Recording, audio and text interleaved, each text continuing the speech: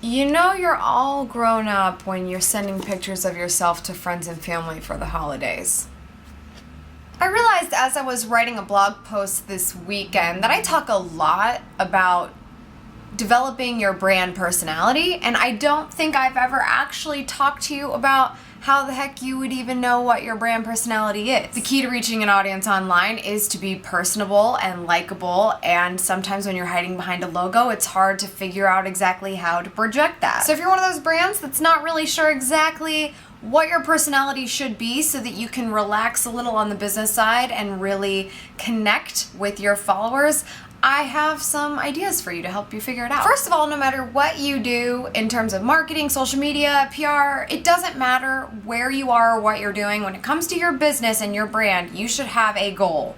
Maybe you have 2 goals. Usually you only have 1, and that has to do with making money in some capacity. So whatever that goal is, that is always top of mind, no matter what you're doing. Once you have that ironed out, which you should if you have a business plan, or if you're just a brand and you're just sort of navigating the idea of being a business, you still should have a goal. And once you've ironed that out, it's a pretty big indication of where your personality can originate. Aside from your main goal, we have to look at exactly what your brand is. You might be a personal brand, in which case there is a person whose personality is weighing heavily on what that business is to become. Or you might just be a business with a business name and a logo, but there could be a personality who is a big presence of that brand. Or you might be neither of those things, just be a company, and nobody's really stepping forward and saying, by the way, I'm the one talking to y'all. First of all, if you're the last one, you need to make a change, because nobody likes to talk to a logo. They don't make friends with a logo or a company. They make friends with people that are within the company.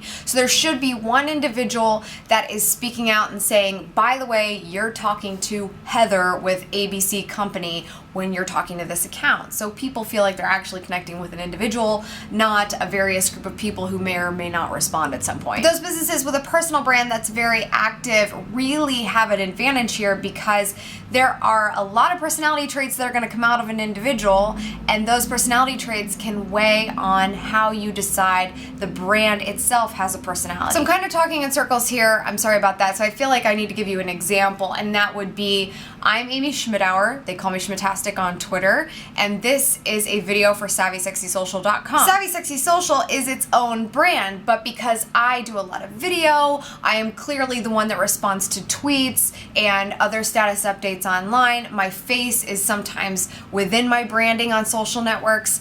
That makes me a strong personal presence for the brand. Therefore, my personality is fair play. So you're gonna get a lot of sarcasm and witty and fun, but you're also going to learn about digital PR and how you can take advantage of it for your business. I think it's a pretty good combination, wouldn't you say? The last thing I want you to consider is a big part of having a personality is not being business all the time. And that means taking into consideration the indirect topics that have to do with your business. For instance, you could be a business that is in the food industry, so you're a cook, or you share a certain type of recipes on your website. You make money by selling food, recipe, diet, consulting, something like that. Something in the food industry. You could easily tap into the latest holiday flavored Pringles and talk about how ridiculous they are. When you talk about things that are outside of your business strategy and are just fun and easy to engage with, you're gonna get more of a personality around your brand, and certainly more interaction with your followers. Because really, who needs peppermint candy cane Pringles? Nobody I know. So don't be the business that's like, why am I on Twitter? People always just show pictures of the food that they're eating. That is not an excuse to not use social media, but you do need to take a cue from that and see that people are just there to share their lives, and they want you to share your life behind your business plan. If you want to connect with people, you need to show them that there is somebody to connect with behind that logo. That's all for today. I really appreciate you tuning in. Make sure you continue the conversation with me on Twitter at Schmitastic, and of course at Savvy Sexy Social. Definitely subscribe to this video, and my newsletter is in the description. You should definitely subscribe to my email so you don't miss anything. And I hope you have a fantastic rest of your week. I'll catch you on the next one. Just like there are buses driving behind me while I film this video at all times. It's fabulous, really. I'm just over editing them out at this point.